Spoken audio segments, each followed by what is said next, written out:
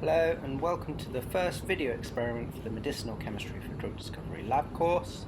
So today we're going to be demonstrating the methyl ester formation using methanol and thionyl chloride.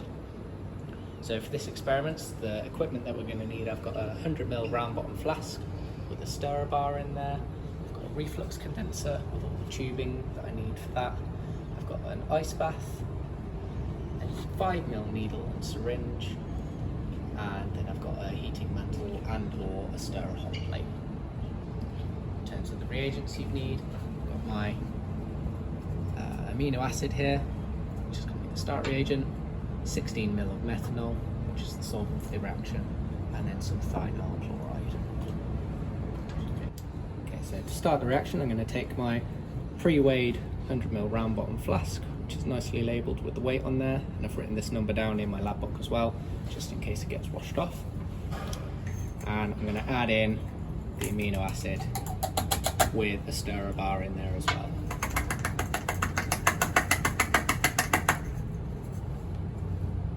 And then to this, I'm going to add my solvent, which is methanol in this case.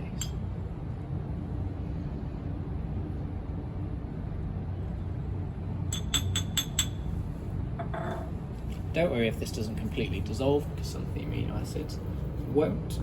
I'm going to clamp this up onto my stirrer hot plate. Okay, so I'm going to put this mixture into an ice bath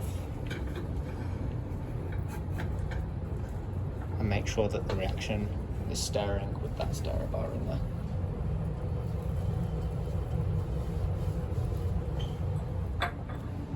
Okay, so I'm going to bring the bottle of thionyl chloride to my fume hood because it's toxic and I don't want to take it out the fume hood once I've measured it out. And we're going to use a syringe to take up just over 5ml of this.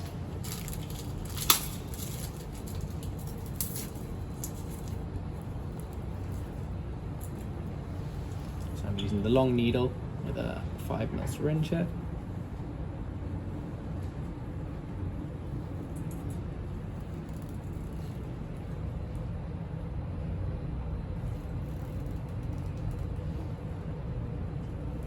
Before I continue, I want to get rid of this air bubble at the top of the syringe. And to do this, I'm just going to invert the syringe with the needle staying inside the bottle and just purge out the air bubble back into the bottle like this. And now I can continue to take up to my 5.45ml. You may have to do this a couple of times to get the correct amount.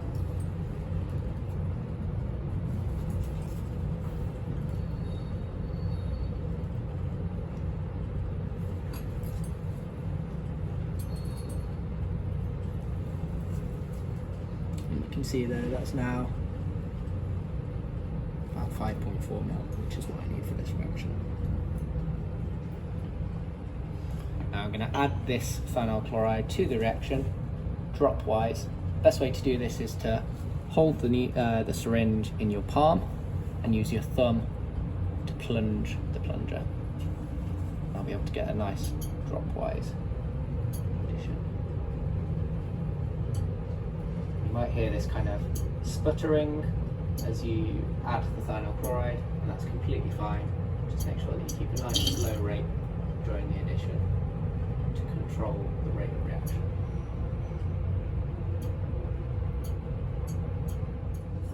Okay, so I've finished my dropwise addition now, so I'm going to dispose of the whole needle into the shaft bin. Okay, so I've let the reaction equilibrate for a couple of minutes now, and now I'm going to transfer it to a heating mantle to do the refluxing portion of the reaction. You could also use a stirrer hot plate with a heating block on there as well if you didn't want to use the mantle, but there are more options here. So I'm going to take my reflux condenser and connect it up to the tap with appropriately sized tubing. And remember that we go in at the bottom of the reflux condenser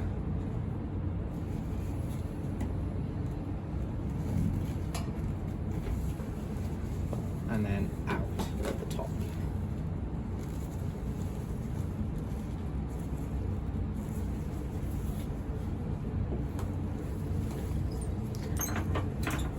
It's always good to make sure that you clamp both the reflux condenser and your round bottom flask where possible.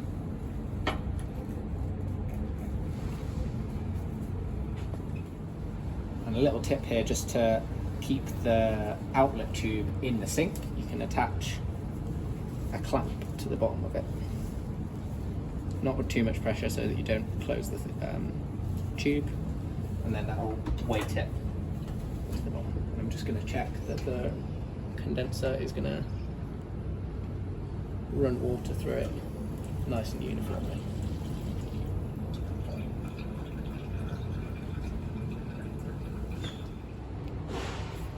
Okay, so I'm just going to take my reaction out of the ice bath now,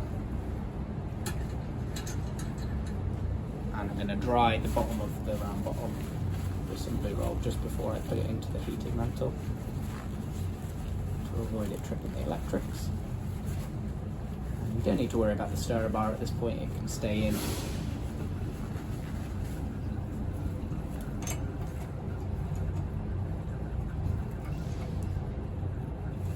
So I'm just going to clamp that up and lower it into the heating mantle.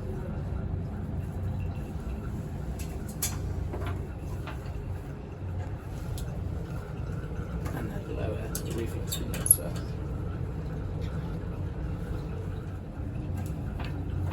As I say, it's good practice to just make sure that you clamp nice and gently. You don't need any more pressure than just a slight turn to keep it steady. And now I can switch the heating mantle on,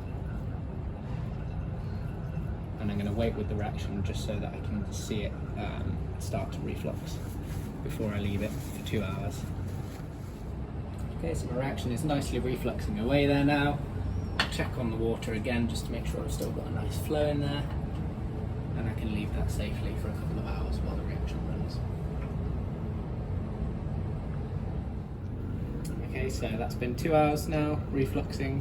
So I'm going to turn off the heat and just raise it out of the heating mantle a little bit to help it cool down. And I'm just going to leave that to cool down to room temperature now. Okay, so now I can remove the reflux condenser, and I can use a magic wand to take out the stirrer bar. And I'm just going to pop a stopper in there while we walk over to the rotary evaporator, because it can be a little bit smelly. Okay, so I found the right adapter for the rotary evaporator and my round bottom flask. So I can attach that on there, and then attach on my sample and just clip that with a yellow clip.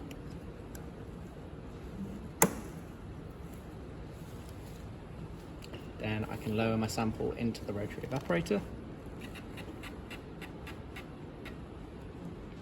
and start it spinning.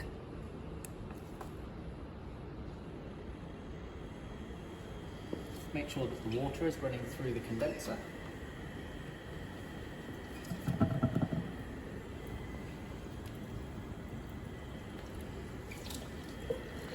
Open the vacuum on the tap at the wall, all the way.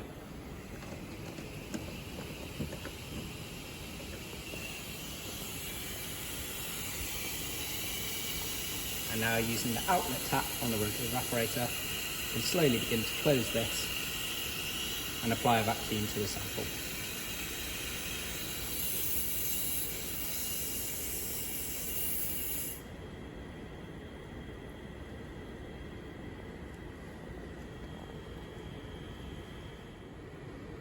Okay, so we've been on the rotary evaporator for a while now, and you can see our compound has come down to a nice crystalline white solid. So I'm now going to release the vacuum on the rotary evaporator, turn it off at the wall,